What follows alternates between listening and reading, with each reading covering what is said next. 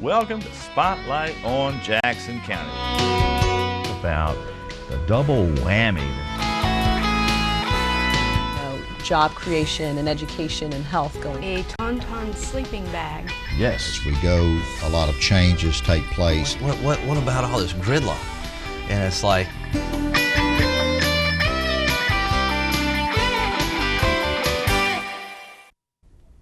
hello and welcome to Spotlight on Jackson County. We got a very interesting show for you tonight here at WKFK. Joining me here in the studio tonight at WKFK is Mr. Randy Bosarge. He is a Republican candidate for Board of Supervisors District 5. Randy, welcome to the show and appreciate you coming in. Oh man, thank you, Doug. I always enjoy coming and talking to you on your show. Well, I enjoy having you on the show, Randy. I appreciate that, yeah. How's your campaign going? We were talking about this before the show started. How's that? Oh, everything's going fine. It's like when you had me on right after the primary was over and I had won.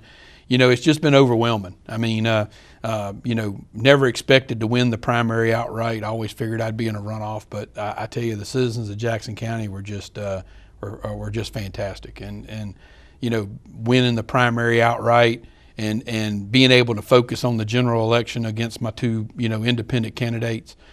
Quality independent candidates, let me tell you, and it's been most rewarding. I mean, I've heard from a lot of folks in District 5 and throughout the county, and very, very positive responses. And I think the county's spoken; they're ready for a change. And in District 5, I hope to be that change, and hope to be able to really, bring my expertise and abilities and just know-how to get things done. To the supervisor's office. Well, that's very important that we get things done to move the county forward. Correct. Can we talk about the hospital situation here? Sure. I mean, sure. that's a real hot button issue in the county, and it's very important. And I'm not downing the hospital system, please. I mean, I'm not doing that at all. I am the beneficiary of some of the finest health care because I've had some health issues lately that the Single River Health System can deliver. I mean, the staff in that institution is fantastic. So, I'm not downing the hospital and system. There's just a problem that we need to solve. And I think, Randy, we need to solve it because a good health care system in our county is one of the things that any business or industry that is looking to locate here, which would bring jobs, more tax revenue to the county, and move us forward, they're going to be looking at that. That's going to be number one. Correct. And the faster we get this issue solved, the less problem there's going to be.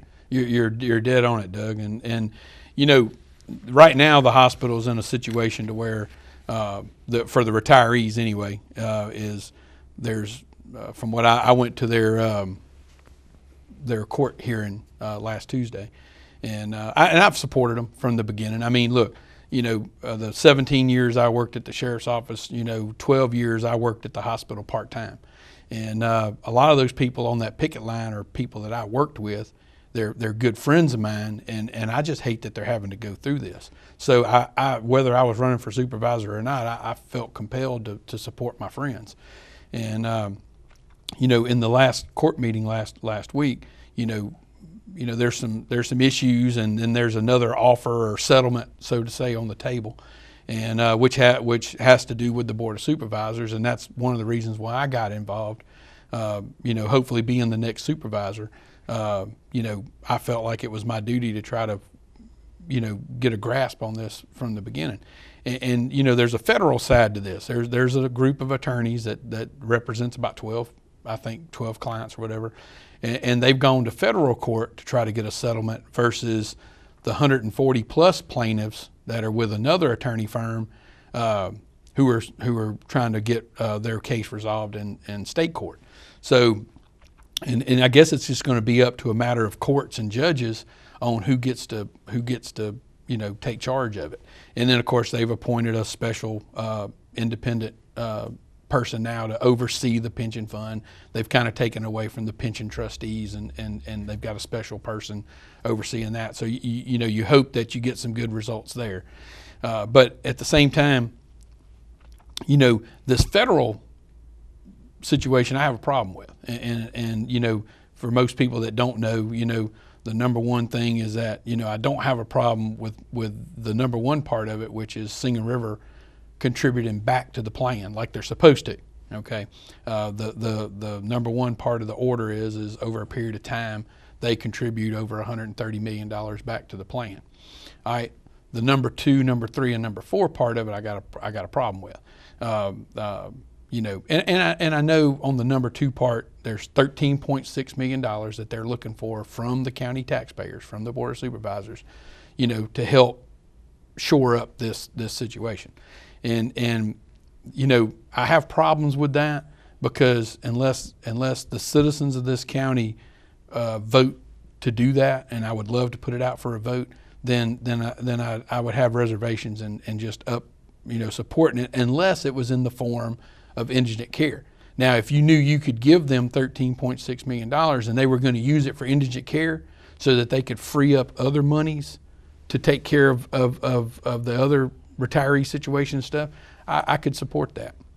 The number 3 part of it is $6.4 million to attorneys that only represent 12 people. You know, I mean, come on, man. I mean, and only been working on the case for less than a year. $6 million. $6.4 million, Doug. And I questioned those 2 attorneys. How did they come up with that figure?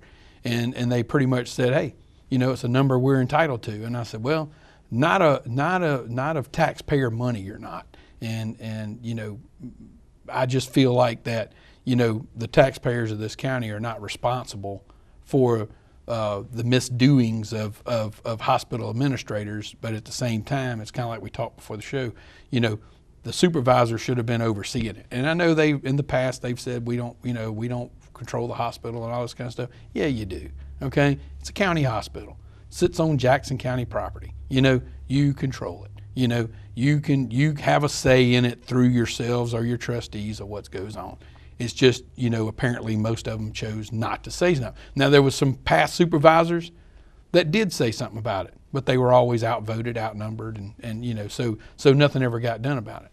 So in my opinion, the $6.4 million does not need to be paid by the taxpayers. And then the number 4 part of this settlement is, you know, taking the power. Well, from what I understand and the way I read it was you were going to take away the trustee appointee from the supervisors, and give it to a chancery judge. Okay, but after talking to the 2 attorneys, which you hope you can trust, you know, attorneys, you know, I mean, you know, hey, I got a lot of good friends that are attorneys. Not saying anything bad about attorneys. I want to make that disclaimer, but you know, they told me that the supervisors would not lose their power to appoint a trustee. What the court's going to do is appoint 4 more trustees that would go along with the supervisor trustees, and it would all be under a court jurisdiction. Okay, so basically what they're going to do is they're going to take the chancery court, and the chancery court will be enforcing what the judgment is approved. The chancery court will be enforcing that judgment with their 4 trustees. So, you know, don't know if that's a good thing or a bad thing. I still hadn't grasped, you know, put my hands around it enough to really know if it's good or bad. Tell you the truth, I'm not a big fan of courts being involved in day-to-day operations of things. I'm really not. You know, courts are there to make a decision and to either make somebody pay or make somebody go to jail. That's my view of a court, not to be involved in the day-to-day operations of a facility like our hospital. So, you know, that's the things that I have a problem with. And as supervisor, I would definitely be talking to as many people in this county and trying to get their opinions, you know, because I really want the citizens' input on this decision before I can make a vote. And it might take me a while to make that vote. But I want to be able to hear from enough citizens to know that I can make this decision, and I've got a majority of the citizens that are backing it. So, well, it's funny you bring up that point because in a lot of cases, and I'm one of them, I sometimes feel that the politicians in the county, and not necessarily just the Board of Supervisors, but a lot of the other ones, basically aren't paying attention to the citizenry. They're not as accessible as I think they should be. there's not what I would consider. I'm a big fan of town hall meetings. I've said this time and time again on the air. That is the only chance that you get. I firmly believe in follow-up. I can say that I have never seen the supervisor from my district on any of the roads where I live or down the road where I live. I've never seen the councilman from the city in which I live. People feel disconnected. They feel like nobody's listening. And I think that's fostered well, it's not going to matter if I go vote, nobody's going to listen to me attitude. So will you do will you have town hall meetings? correct, Will you try to be more transparent in what's done so that people can see what's going on? My plan right now, Doug, is get elected hopefully, and then in March of next year, supervisor, if gets elected in November, takes office in January. By March, and between March and May, every year, every of the 4 years, hopefully that I'll be in office, March through May, I want to have, and the way District 5 is situated, there's basically 4 big voting precincts in District 5, and that's South Van Cleve, East Ocean Springs, City Limits, Fontainebleau, and Gulf Park Estates. And my goal would be to have a town hall meeting in each one of those precincts, okay, so that other people, in the district don't feel alienated by not wanting to come down here or go up there or whatever. So my goal between March and May, because see, the reason why I chose March and May was because in May and June they start working on the budgets for the next year, and then of course you have to have the budget ready to be approved by September, October. So my goal would be to get as much input as I could, and then try to make the numbers work in the budget so that maybe the following year we can either be planning or executing, goals and look, I'm only as good as the citizens of my district, and I have to listen to them. Hey, look, I'm in business. I have to listen to customers, and sometimes I don't like what they got to say, and sometimes they don't like what I have to say. But you have to work it out, and in my business, I have to work it out, because if I don't work it out, then I don't get paid, and I don't move on. So in turn, I've got to work it out with the citizens. We're going to come to an agreement or solution or whatever you say, and so that if I choose to run next time, if I get elected and I choose to run next time, I will have cooperated with the citizens of my district. And that's what I want to, and look, at these town hall meetings, I want to have somebody video them to where the people that can't come can either go online or they can, get a copy of it or whatever, and they can watch it and see what happened, and then they can send me questions and things that I can answer because they couldn't make it. And same way at the Board of Supervisors meeting, I would love for the Board of Supervisors meeting to be broadcasted for the citizens of the county, whether it be on a website with the county, a local TV station that everybody can get. I want people in the area to know that you can see what's going on in a Board of Supervisors meeting, the whole thing, and that's just transparency. It's just more transparency, and I'm probably about as transparent as they come. So I want to be that transparency supervisor that the citizens of this county deserve. Will you get in your vehicle and ride around your district and just talk to people and most definitely. Say, hey, what's going on? And most definitely. Is there an issue that I can help you with, or as I've been on the campaign trail? Up, or you'll do that? Yeah. Oh, as I've been on the campaign trail, Doug. As I was telling you before the show started, some of the people I've seen, and look, I've seen people raking leaves, and I've gone up and said, hey, I'm Randy Bosarge, running for supervisor, and I had one gentleman in particular said, well, now I'm scared to vote for you, and I said, why is that? Because I probably won't ever see you again. And if you get elected, probably won't ever see you again. And I said, no, sir. I said, my phone number, my address, everything's on that card right there. And I said, I can assure you of this. At one point in time, if I get elected, you're going to see me again. And whether I'm coming through your neighborhood again, checking on you, or checking on various people in your neighborhood. But my plan is to get out amongst the people. Look, my business is all through Jackson County. I see people every day, whether I'm working for them or just talking to them.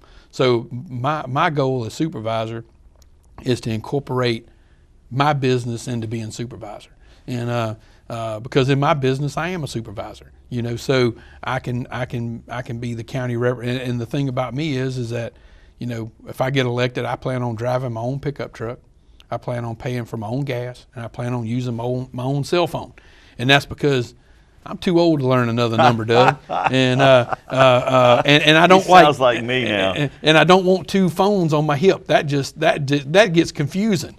So I'll have and I pay the bill. I pay the bill on that phone. I pay my own gas bill, and like I said, I'll drive my own vehicle because if I need to take care of something for the public, I can take care of it.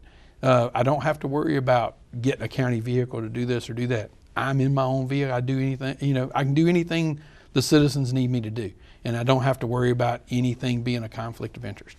Wow. And, so that's what I plan on doing. It's refreshing to talk to somebody that's running for a public office to say that they're going to try to get out there and talk to people, because that's the only way we can engage them. Yeah.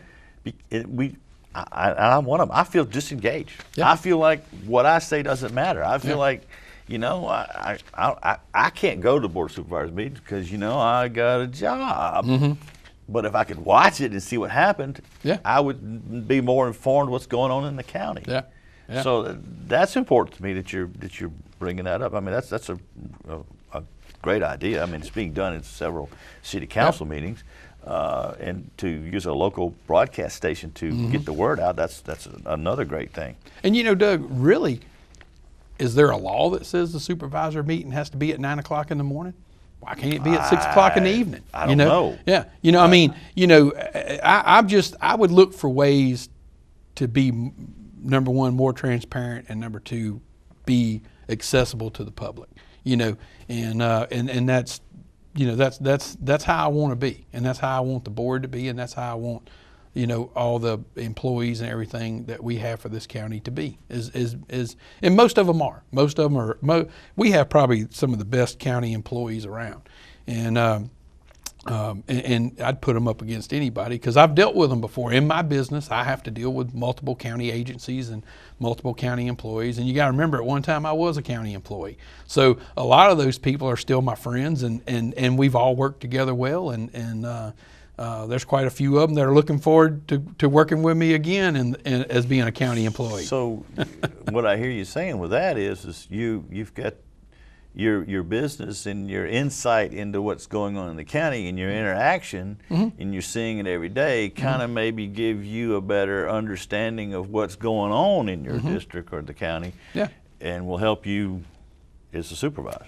You're exactly right. Yeah, I'd like to take my business experience and my former county employee experience and put all that together and hopefully be, you know, one fantastic supervisor is what I hope. But involving the people more is very important. We've got to me. to, I mean, because apathy is rampant now, not only in Jackson County but the nation. Right. And we've got to do something to turn it around because, I think the main thing is people just feel like they don't care. Yeah, they don't care. They don't matter. They don't matter. Yeah. All they want is my vote, and then they don't pay attention to me. And you know, and like we were talking about before the show, you know, social media, I'm still trying to learn it, okay? I mean, I cannot it's just, I don't have enough time to sit there and learn it, you know, because my business keeps me running, you know, a lot during the day, and at night, by the time I get home, it's time to spend time with my family, you know, so I really don't have a lot of time. But, you know, I want to use social media to say, okay, look,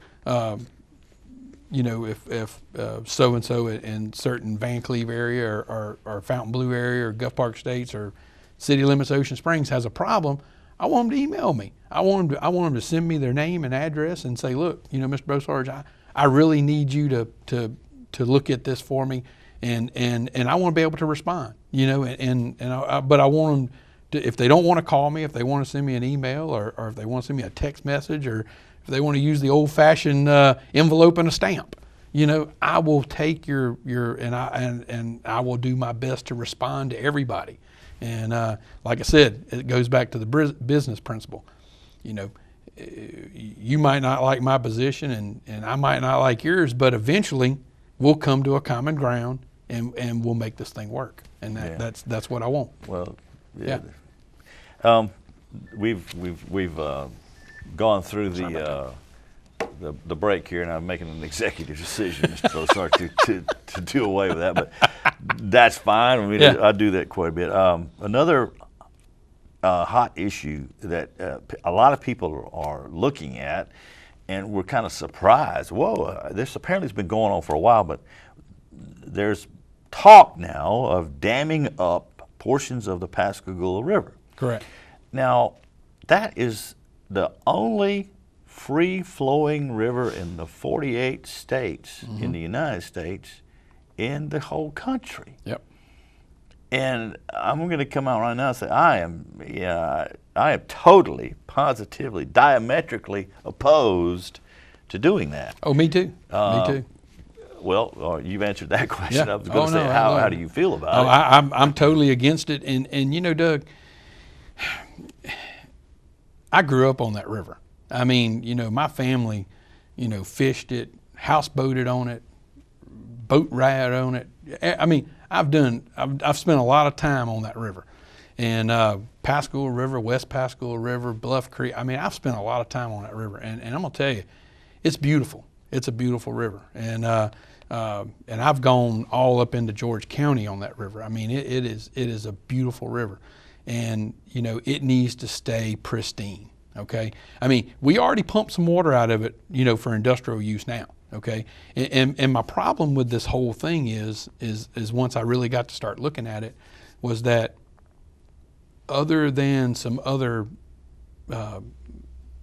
citizens or landowners, so to say, or whatever, there's really nobody complaining that they're not getting enough water. Okay, you know, you don't hear anything from our industry saying they need more industrial water. So, you know, unless you hear anything, you know, then there's other alternatives to supply industrial water instead of pumping it out of Pascagoula River. You know, like I was telling you before the show, you know, a lot of people don't know this, but, you know, before long, there's going to be a water treatment plant. Well, it should be just about finished. Since I've been off the utility board since May, it was getting close to completion. But there's a water treatment facility being built in North Escatawba that is going to treat over 1 million. It has the capacity to treat over 1 million gallons a day of groundwater and river water that's going to be blended into drinking water to serve East Jackson County's growth. Okay, so and all that was paid for through various boards of supervisors and stuff that had gotten grants and you know, there's no local taxpayer money other than what we pay in taxes for grants, okay, so to say. You know, we always have a stake in it, but you know, it's spread out throughout the country. It's not local. It's not all built out of local taxpayer money. So we have that source for water, okay, and also too, you know, if we need more industrial water, you know, we have another possible source to supply industrial water is through a sewer treatment plant. And you know, this is something that the utility authority has been looking at because we have 2 aging sewer plants. The Pascagoula plant there that's on Pascagoula River that's been there for over 50 years. All right, and then we have another one in Escatawba that treats North Moss Point and all of Escatawba, east side of Jackson County, and then that's hooked up to utilities. And then the Pascagoula plant treats, you know, the majority of Moss Point and all of Pascagoula and everywhere in East Jackson County that has sewer that goes to that plant. Well, both of those plants are very, very, very old, and both of them cost a lot of money to keep up. Okay, and this recent fee increase to the cities is because of the mandates that are put on these plants for that water to be such to a standard when it comes out into the rivers. Okay, so in turn, those plants are so old, you know, it costs more money to keep them going. So, and a lot of people don't realize that, and the money has to come from somewhere. I mean, you know, yeah, we all wish we had a copy machine and people would take that money, you know, but we don't. So, you know, it has to come from the ratepayers, but it has to come sensibly from the ratepayers. You know, you never get more than you need. You always ask for enough, and then you make that enough work. And that's what the utility authority has always done. As a matter of fact, The utility authority hadn't had a rate increase in over 3 years, but they've still been repairing equipment. Okay, so eventually, all the repairs catch up with you, and then there needs to be over $6 million worth of upgrades done at that Pascagoula plant this year alone. And there's several million at the Escatawba plant. There's 4 sewer treatment plants in this county. You got Pascagoula, Escatawba, Gaucher, and then the big one out there on Seaman Road, West Jackson. And all those right now today need over $12 million worth of just maintenance. Okay, we're not talking upgrades, or we're not talking future endeavors. We're talking just today making them function like they're supposed to, so that the EPA and the Fish and Wildlife and the DEQ and all them don't come down and say, hey guys, you're not doing it right. Here, we're going to send you a $50,000 fine. Well, somebody's got to pay that. You know what I mean? So my goal on the utility authority as a director was always to say, hey guys, let's make sure we're making these plants work, because I don't like paying fines, because then that means you're doing something wrong. So, let's make these plants work, and let's do what it takes to make these plants operational. But, as plants get age on them, it costs money to repair them. So we could build a new sewer treatment plant. Between Pascagoula and Escatawba, we probably generate over 12. We treat over 12 million gallons of sewer a day and turn it into usable water that we pump into the rivers. Okay, so we could build a new sewer treatment plant and use that for an industrial water source. And you build it somewhere close to that pipeline. You treat it and you pump it into that pipeline and send it down to the industries. There you have it. So what you're saying is you have to be forward-looking, Right. forward planning on anything that You have to be. Because if you don't, Yeah. it doesn't happen, and then you put yourself in a point where you have to do something, Yeah. which is going to cost you a whole lot more money to fix it than it would have been if you'd planned for it Right. and done it. And that not only applies to that, but it applies to everything that the county does. Correct. Wow. We got 2 minutes left in the show. Is there anything else you want to? I mean, it went by so quick. Doug, I just, man, look, I really appreciate the voters of District 5 that came out for me in the primary, and I hope they come back in the general election and vote for me. And all I want to do is represent the citizens of this county, and I want to do it in a fair and respectable and transparency way. And that's what you get with me. And I'm a guy that'll tell you like it is, but at the same time, if you do wrong, you got to pay. That's just my old law enforcement side of me. So, I just want to be fair and respectable to the citizens of Jackson County, and I humbly ask you for your vote on November the 3rd. Well, very good. Thank you. We appreciate you coming into the show. Oh, I appreciate you going off schedule a little bit. That's okay. That's okay. That's fine. That's fine. That's what we're here for here at WKFK. We're here to serve the public, just like you want to serve the public as being Supervisor of District 5. And we appreciate your schedule and you coming down. I know you're a busy guy. Oh, hey, look, I'm never too busy. If you're elected, will you come back and give updates to the viewers? Anytime you want me, you just call me. I'll be here. Well, no problem. You can count on one of those, I guarantee. I will definitely be here. Thank you for being here, Randy. Thank you, Doug. Thank you a so lot. much. And thank you for watching this very special edition of Spotlight on Jackson County. Don't forget, go vote. A lot of men have given their all for you to have that right. So until next time, we'll see you then.